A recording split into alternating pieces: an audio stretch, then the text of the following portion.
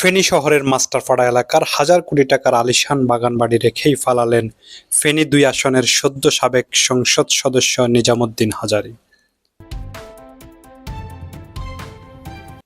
পানির ফোয়ারা, lake, helipad, swimming pool, আলোর ঝলকানি কি নেই এখানে।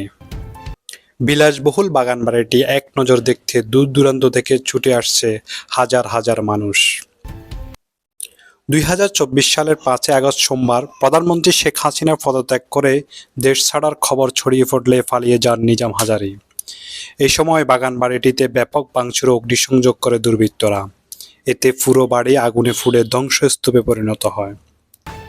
ভোগবিলাসের যাবতীয় সব আয়োজন ছিল এই বাড়িতে।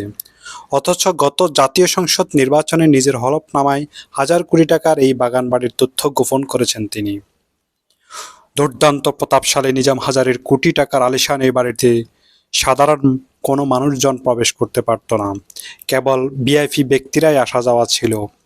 আওয়ামী লীগ সরকারের পতনের পর সদল বদলে নিজাম হাজারী পালিয়ে যাওয়ার গত কয়েকদিন ধরে এই বাড়িটি ঘুরে ঘুরে দেখছেন সাধারণ জনতা। অনেকে বন্ধু বান্ধব ও পরিবার পরিজন নিয়ে উপভোগ করছেন বাড়িটির প্রাকৃতিক সৌন্দর্য। কেউ কেউ বাড়িটি ঘুরে ছবি তুলছেন, আবার অনেকে গল্প করে ব্যস্ত সময় পার করছেন। এম শরীফ ভূঁইয়া, এফটিভি নিউজ, ফেনী।